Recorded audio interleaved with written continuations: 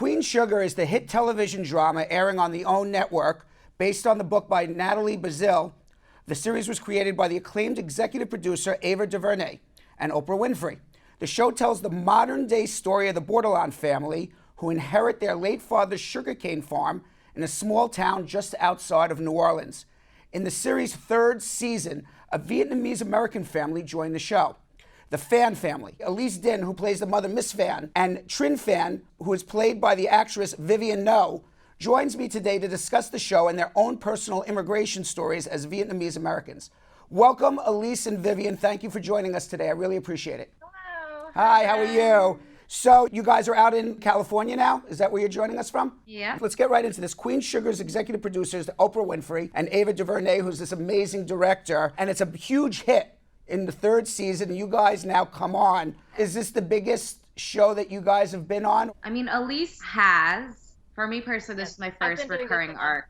Right, so this is like, would be, I guess for you, would be considered your big break? Somewhat. It definitely changed a lot in my life. And Elyse, tell me a little bit about your career. I've been doing this for over 25 years. I guess the biggest profile thing I've done is people do recognize me from Spider-Man 2. I play the violinist in Spider-Man 2. I recognized her. She knew who I was, which was hilarious. Right, that's funny. I had my own trading card for that, by the way. I see. And I've been on ER, JAG, Boston Public throughout my career. This, though, was special because I really wanted to be on a women-run set. First of all, who doesn't want to be in business and work with and for Ava DuVernay and Oprah Winfrey, these powerful women? Ava and Oprah were very determined to make sure that all the directors were women. Are they on the set often? They weren't there when I shot this year because Ava is really busy with other projects. We started production for season 3 right before Wrinkle in Time was released. So she's very busy with that. Right. But we with got her to movie. meet her for our audition. She was in the audition room, so we got to meet her. And you've obviously been on sets that were obviously not all female driven.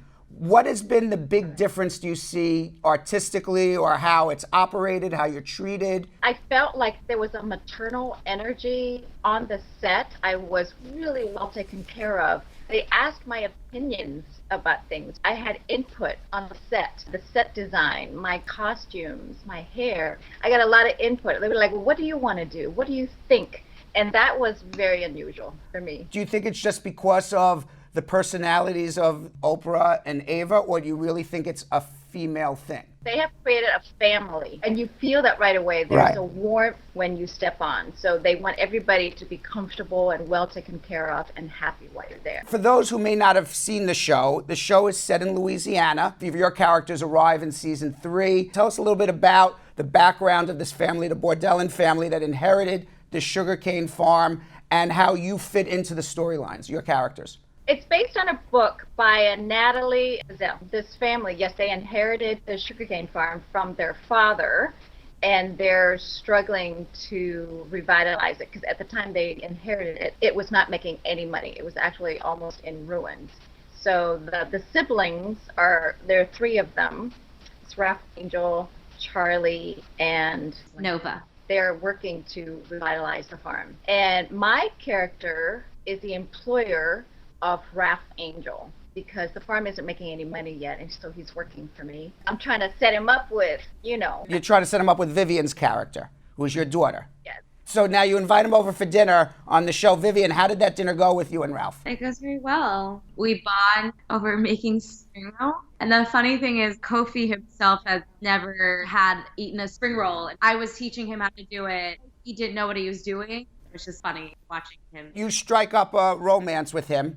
You guys are an interracial couple. He's black, you're Asian, Vietnamese. What's been the reaction? I assume it's been positive. Has there been any negative reaction to that you've seen or heard? I don't know if interracial is exactly no longer a big deal. Specifically, I think in terms of media and the depiction of interracial relationships that don't center whiteness. Right. There's always usually in the media, one of the persons is white. So that was exciting to do that. And I think for the most part, positively received. Does the show make a big deal about you being an interracial couple, or is it just matter of fact, you're Asian, your love interest is black, and you're having a romance? I think the show celebrated the similarities in terms of our families but also there wasn't a ton of time really kind of examine the relationship because the show itself is such a big ensemble cast. Right. You don't even know what's happening until you get the script for the next episode. Is that correct? No, none of that. You both have Vietnamese roots. The fan family that you're playing in New Orleans,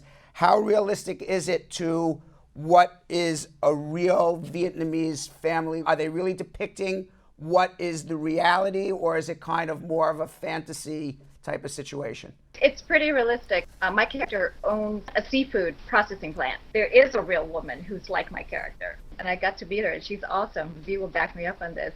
Her name is Teresa, and we shot on location at her Teresa's hilarious. seafood plant. Yeah, she's great. So I was watching her. I'm like, ooh, she's tough. She does everything. She gets in there. She drives trucks. She's just very hands-on, and she's great. And also with the bookkeeping and all of that, I thought that that was very realistic. You know, my sister was actually a volunteer many years ago after the BP spill. She went down there to help the local fishing community filling out paperwork because their livelihood was affected with all the BP spill. So I know from her experience and what the stories were here that, you know, that whole fishing community was very realistic. I grew up in the D.C. Oh, you did? Okay. Yeah. And you grew up in California. Is the fan family different or similar to your families growing up? For me specifically, my father's side is South Vietnamese and my mother's side is from Hue. Both families are Buddhists. And I know that the families in New Orleans are predominantly North Vietnamese that moved down to South Vietnam when the country was divided. And I know that the majority of them are Catholic. So if you watch the show, they reference that. That was a major difference for me. I know, Vivian, you were born in the United States, but your family were refugees. And Elyse, you were an actual refugee from Vietnam. How old were you when you left Vietnam? I was 8. I went to school there. I got up to 2nd grade, and I remember our house. The memories are very indelible. They left an imprint.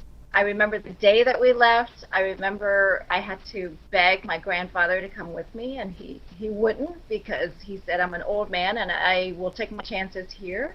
I don't want to start over. What is the point of starting over in a new country, you know, when I'm in my 60s? I remember begging him and sobbing and having to say goodbye to him. I remember begging my mother to take our dogs with us and being told that that is not allowed. So I had to say goodbye. What happened to your grandfather? My grandfather died there, and I never got to see him again. And this was right during the height of the Vietnam War, before the fall of Saigon. What made your parents decide to leave, and how did they do it? Do you remember? My grandfather worked as a translator for the Defense Attaché's office. So he worked with the American Army intelligence. So when things were going bad, they offered him passage out, because if you leave anybody behind who was perceived as working or having anything to do with the Americans, then his life would have been made very uncomfortable. Right. And that's a nice way to say it. Yeah, so they offered him passage out, and at first he said no. It's a hard decision, and you only do it because you feel you have no other choice. You feel like your life and more importantly, your family's life. It's not so much their life, but your children and your grandchildren. So you do what's best for them. Do you see parallels to what's going on right now with the Central Americans coming to the border, with what you went through? Sure.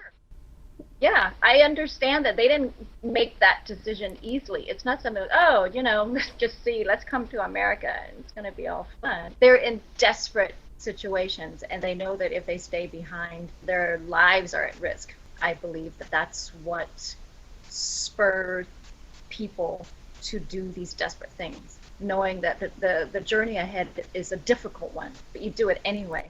So, Do you look at it as your parents made a desperate move to get out of Vietnam? Absolutely. Refugees don't have a choice. Their lives are literally at stake if they remain where they are. Immigrants, there's a little bit more of a choice. You know, like, let's see what opportunities are in this other land and let's explore that. I think that's a really, really valid point you make, and nobody really talks about it when you read these news stories about what's going on at the border right now, because they're all kind of just piling everybody up as an immigrant trying to find a job. And there's no question that nobody would risk their life to go travel hundreds and hundreds of miles from Central America all the way up to a border to go sit in a jail, be separated from your family, have your kids taken away from you, if it was not a desperate, desperate situation where you were coming from, to be in a situation where America puts you in and say, I'd rather be in that situation than stay where I am, says a lot about the situation where you were. What did your parents do to escape Vietnam? We hear in the news now that people, they take the caravans. You were an ocean away. Your parents packed up, you walked out of the house, you never saw your grandfather again. You go where? What do you do? My maternal grandmother, the one that I left behind, is my father's father. And he lived with us. So he was like the built-in babysitter. I was very close to him, all good, because he lived with us after my grandmother died. And he's the one who stayed behind. My mother's father is the one who worked as an interpreter. So he accepted the offer to get out. First, he turned it down. Right. But then my mother said, we need to go, because my father was a journalist and he was imprisoned because the government thought that he was somehow in a plot to overthrow the government. And there are also parallels there. The press must be the enemy. So my mother then went to my grandfather and asked him to help arrange for passage for all of us, because she's left with 6 kids and she did not want us to grow up in that environment.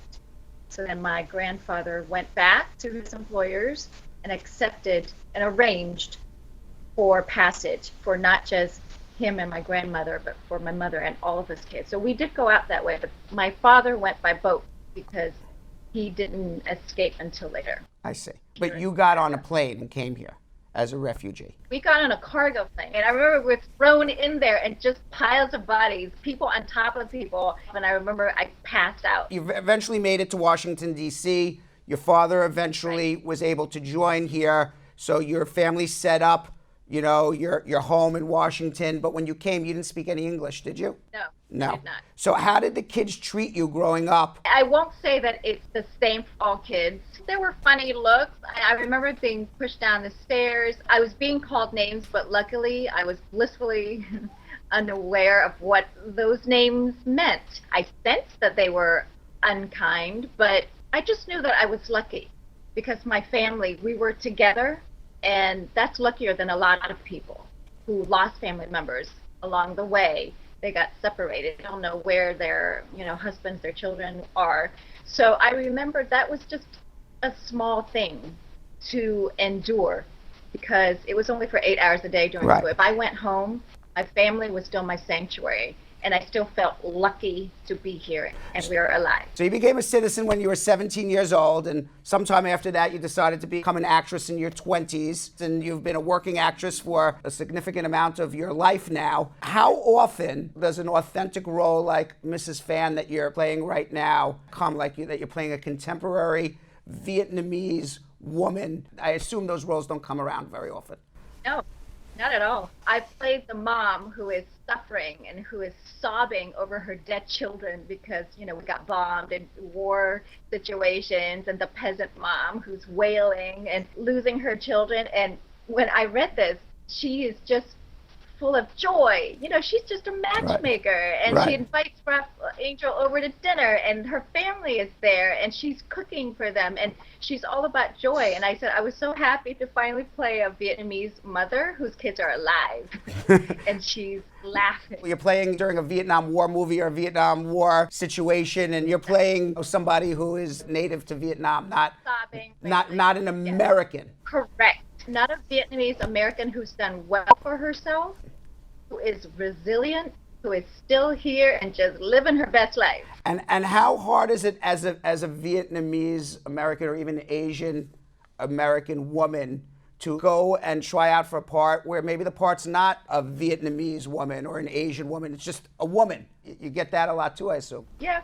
we get that a lot. When you're a person of color in this business, it's hard. And when you're a woman of color in this business, there are even fewer opportunities. A lot of times I can't even get in the door because they are certain that they want a Caucasian actress. Even when they do want an Asian actress, they want South Asian or they want East Asian, which is not the same as Southeast Asian, not Vietnamese. When you arrived on the set of Queen Sugar, you were shocked at your wardrobe. Let's just say I was Surprised. Okay. Yeah, I was like, what?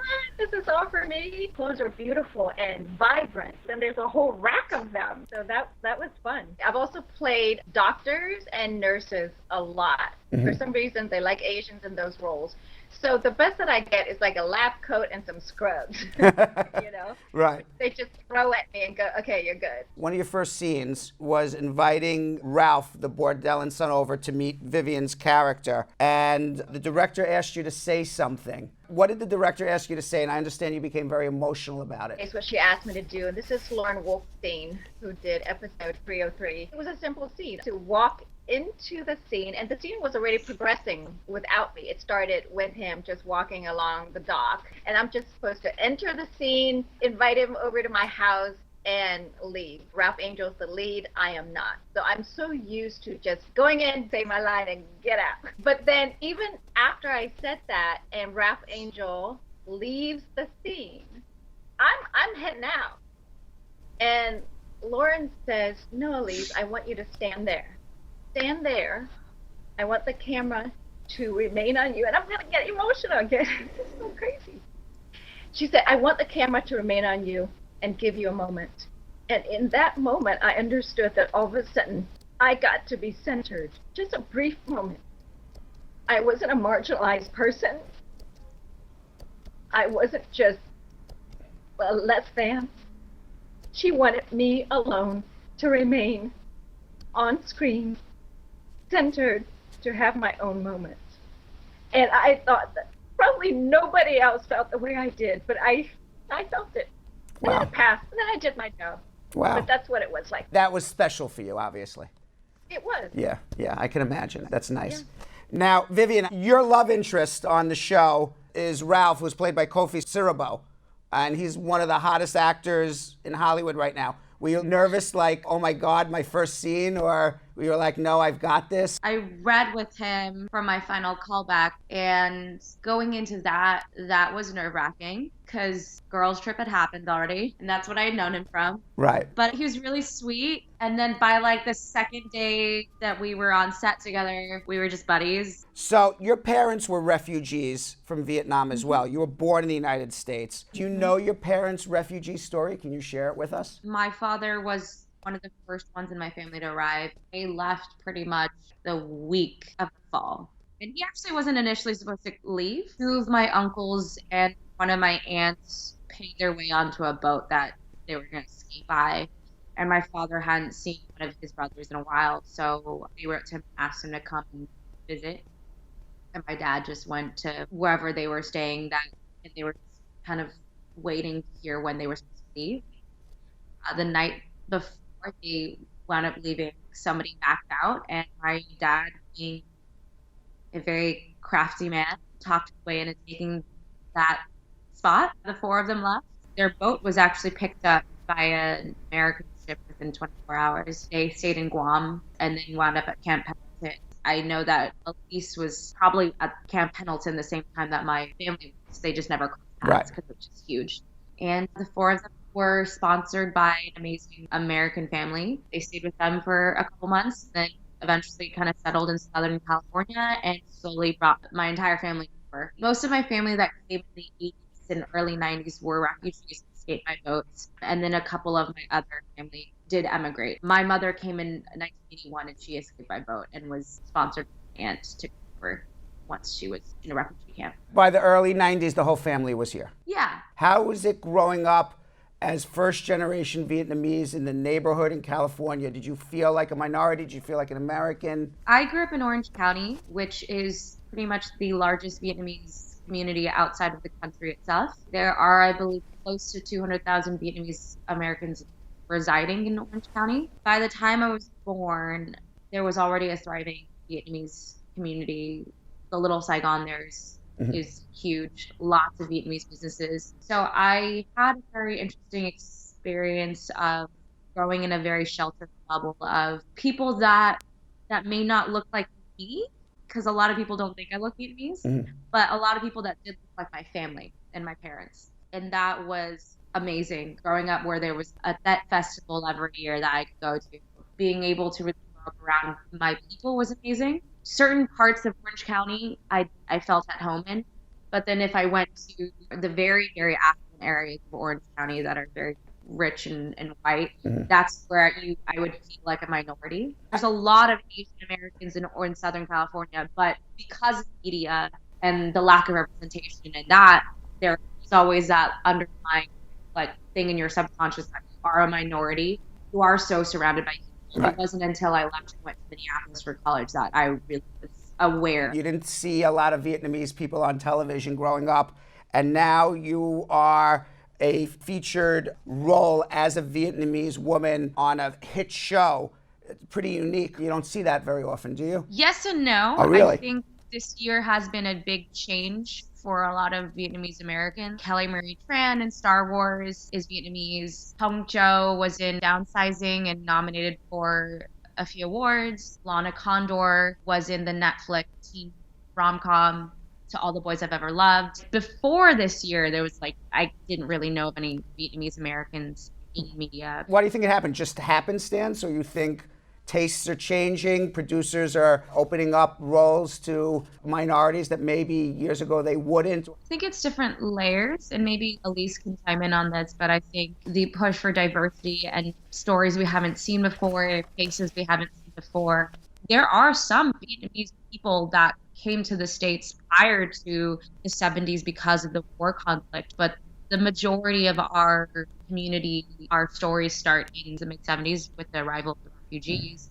And I think a lot of us, like the 1.5ers and second generation, a lot of us are coming of age, and we're no longer trying to just survive and assimilate to American culture. That a lot more of the younger generation are choosing to do things that are a little risky and be artists. Although Elyse was already there paving the way. It was lonely out here. Donald Trump recently is changing the way that the United States is dealing with Vietnamese refugees. In the past, the United States has not been deporting them back to Vietnam, but now they're changing their policies. I know you both feel very strongly about what's going on, if you'd like to comment about it as well. It was a case of them coming at a very young age, and whoever was their caretaker did not register for them to be citizens, but they were not illegal because of their refugee status. Decades later, they are law-abiding, wonderful citizens with families. I know this is happening to Vietnamese Americans and then also some Hmong and Cambodian Americans. It's happening with almost every group. People who committed crimes 10, 20, 30 years ago. The U.S. government either knew about it or didn't know about it, didn't want to investigate it. They should have known but didn't. They served time in jail. Immigration never came and got them. They went back out. They bought homes, started families, have children, jobs, businesses. And now 20, 30 years later, the government's saying, okay, now you get out of the country. And it's a terrible, terrible thing. And especially with Vietnam, the reason why a lot of times people didn't get deported is because there was no relationship between the United States and Vietnam for obviously a very long period of time. So Vietnam was not accepting back anybody. So the United States allowed people to live here, and they lived here peacefully, and they lived here for 10, 20, 30 years. And now nobody was even thinking of sending them back until Donald Trump decided, I'm just going to start uprooting people that are causing no problems but are actually benefiting the United States of America. It's a terrible thing. Do you feel that you each have achieved your dreams here in America? What would you like to see America look like? I feel that I am in the pursuit of the American dream. Have I achieved it? There's always more to do, but I wanted the freedom to pursue whatever it is that I want to pursue. And I did that because I'm an artist, even when it was very, very hard and unconventional to do so. But I thought, isn't that why we came here to America, right? For new opportunities. I don't even want to think about what my life would be like back there. I have no idea. But we came here and it's all about more opportunities. So I took it.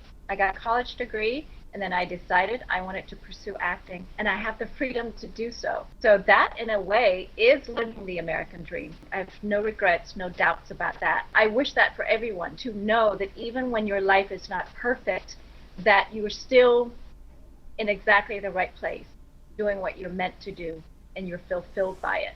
I definitely think I am a product of two parents that, in a sense, achieved what is the American dream. They arrived here with nothing, got college degrees, attained upward mobility, and became white-collar engineers, and were able to provide a very great life for me so that I could choose to pursue something that I feel like is a very privileged thing. Anybody who achieves it it's just extremely lucky and fortunate. Close to 9,000 Vietnamese-Americans are detained right now and in the states trying to deport them. They work just as hard as my family. I have my dreams and I'm pursuing them. And for me, it's to have self-sustainability doing my work, but also having the platform to use my work as a way to change the world. Because what's the point of doing things that you love and can't change the world? When somebody says, did I live a life worth living? And you look back at the end of your life and you say, and both of you obviously have long lives to live as well as I do, but you look back and you say, did I make the world a better place after all is said and done than when I started? And if the answer is yes, then you achieved something. Someone said this to me a long time ago because I was struggling with staying on this path. Mm-hmm. This person said that what you're doing is actually brave. And I remember saying, I don't feel brave. And this person said, no, you're brave. Everybody else just sits in the dark when they're watching a movie or they're watching a play, but you're getting up there in the light and you're showing us what the human condition is. And we're doing it. And hopefully by that, we are making some kind of difference, affecting change, even if it's nothing but showing some Vietnamese children sitting at home looking at us and going, I see people who look like me on TV. It's making a difference. I agree. When is Queen Sugar on? I know it's on the OWN network. What days and times can we watch it? I believe season 1 and 2 are on Hulu. If you have access to OWN, you can watch it on their app. You can buy the season on Amazon. When's the next season start? Probably They're summer planning. 2019. Well, we look forward to it. Thank you both for coming on. I really appreciate it, and for sharing your family's stories, and for sharing a little bit about the show that you're on and your heritage. And you're both wonderful, and wish you the best of luck on your careers and in the future. And I really appreciate your time. Thank you. All right, thank you.